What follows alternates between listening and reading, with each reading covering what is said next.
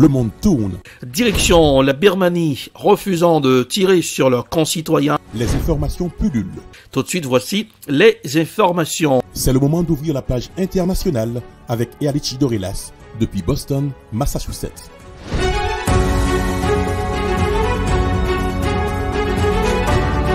Mesdames, Messieurs, bonsoir. Bienvenue dans la page internationale au Grand Journal du 14h. Bonsoir Joannel, le présentateur du Grand Journal du 14h. Aujourd'hui, le studio est mobile. Je suis à Los Angeles, California, la Cité des Anges pour la présentation. Erlich Dorelas. Bonsoir Rubens. Bonsoir encore une fois Joannel. Bonsoir aux auditeurs de la radio évangélique Hosanna 102.3 FM à Jacmel, aux États-Unis. Au moins un mort dans l'effondrement d'un immeuble près de Miami. Un immeuble de 12 étages s'est partiellement effondré tôt ce jeudi matin dans la ville balnéaire de Surfside, près de Miami, causant au moins un mort et une dizaine de blessés. Les secours sont toujours à la recherche de survivants sous les décombres. Voici un reportage signé Euronews. Un immeuble de 12 étages s'est partiellement effondré tôt ce matin dans la ville balnéaire de Surfside, près de Miami. Le décès d'une personne a été confirmé, mais les pompiers sont encore en train d'évacuer des résidents coincés sous les décombres. Le maire de la ville a confirmé que l'immeuble était pleinement occupé au moment où il s'est effondré. Une quinzaine de familles ont pu évacuer l'immeuble par eux-mêmes, mais le reste est potentiellement coincé sous les débris. On ne connaît pas encore la cause de l'effondrement, mais plusieurs habitants ont témoigné avoir senti une explosion ou quelque chose qui ressemblait à un tremblement de terre. Le maire de Surfside a expliqué que des travaux étaient menés sur le toit de l'immeuble, ainsi que sur d'autres bâtiments de la ville, mais qu'il ne voyait pas comment cela aurait pu causer l'effondrement. La police de Miami Beach est venue en renfort à Surfside. Le quartier est toujours quadrillé, dans l'espoir de sortir des survivants des décombres. Au Kenya, des soldats tués dans un crash d'hélicoptère. L'armée kenyane a confirmé le crash mais n'a pas donné de détails. Voici un reportage signé Africa News. C'est un exercice militaire qui tourne mal. 17 soldats kenyans ont été tués alors que 6 autres ont été blessés jeudi dans l'accident de leur hélicoptère. Leur appareil s'est écrasé dans le comté de Kajiado, à quelques mètres de Nairobi, la capitale, lors d'un vol d'entraînement.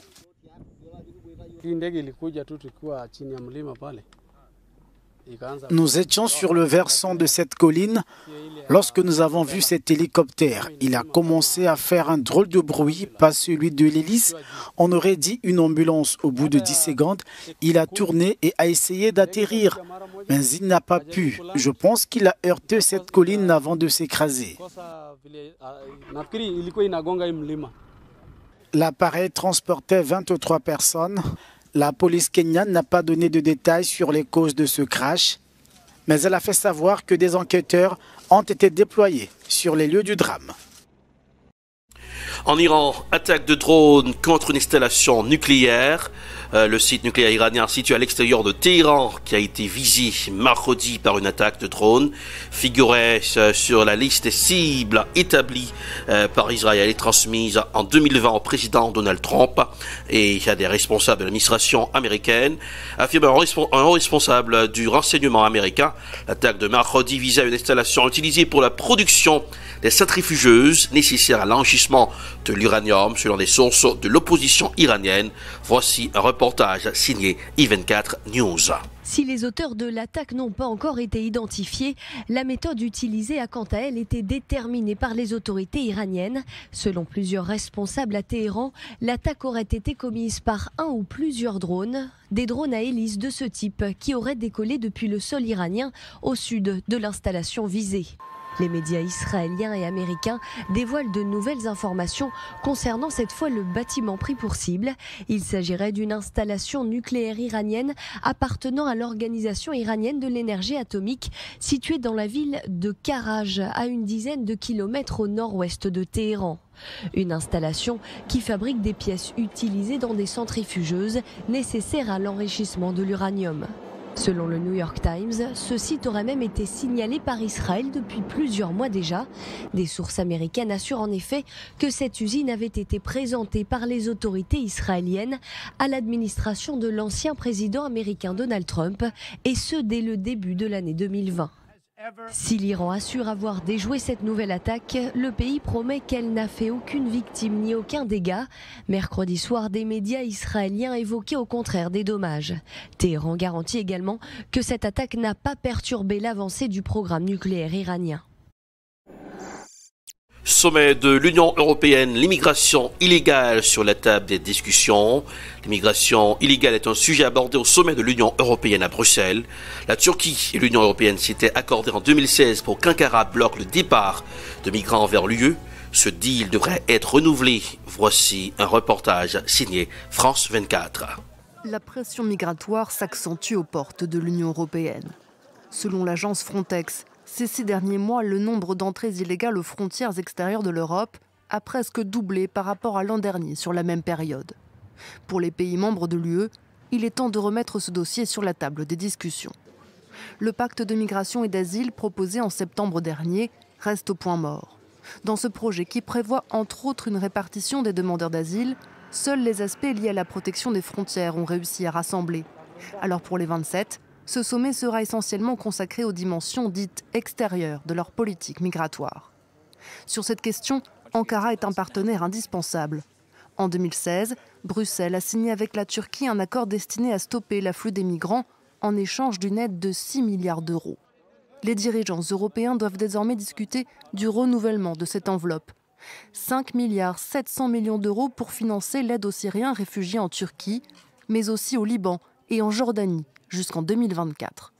Plus de 3 milliards seraient consacrés exclusivement à la Turquie, qui accueille près de 4 millions de réfugiés syriens.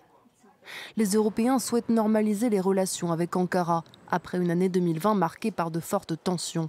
Mais ils demandent au président turc Recep Tayyip Erdogan des gages de bonne volonté, afin de pouvoir reprendre leur coopération. La chanteuse Britney Spears demande à la justice de lever sa tutelle. La chanteuse Britney Spears demande à la justice californienne de la libérer. La pop star avait été placée sous la tutelle de son père en 2008, après une série de frasques médiatiques, mais elle dénonce désormais une mesure abusive. Voici un reportage signé TV5 Monde. C'est l'histoire d'un succès qui vire à l'enfer. À la tête du hit parade à l'âge de 16 ans, Britney Spears, c'est la star adolescente de la fin des années 90. 9 albums et 200 millions de disques vendus et même une étoile sur le Walk of Fame.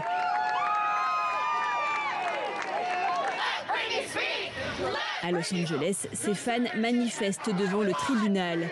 À l'intérieur, une juge doit décider de lever ou non la tutelle sous laquelle la chanteuse est placée depuis 13 ans. Ses soutiens ne manquent pas un mot de l'audition téléphonique.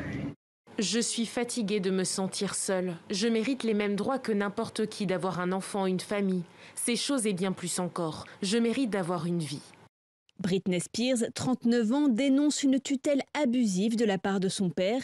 Elle l'accuse de l'avoir internée de force, de la faire passer pour irresponsable, la priver de ses revenus pour s'accaparer sa fortune estimée à 50 millions d'euros. Elle dit qu'on l'a forcée à prendre des médicaments, qu'on l'a forcée à être sous contraceptif, qu'elle voulait avoir un bébé et que ses tuteurs ne l'ont pas autorisée à retirer ce contraceptif pour avoir son propre enfant. C'est de la folie. Quand elle est mise sous tutelle en 2008, Britney Spears souffre de dépression. Connue pour ses problèmes de drogue après ses grossesses, son divorce et la perte de la garde de ses enfants. À la dérive sous l'objectif des paparazzi. Malgré la tutelle, la chanteuse sort 3 albums, donne des concerts, mais depuis 2 ans, elle a suspendu toute activité artistique. Et bien, c'est le terminus de la page internationale au grand journal du 14h pour aujourd'hui. Joannel, hier, dès mon arrivée à Los Angeles, j'ai vu les fans de Britney Spears qui étaient dans les rues pour protester.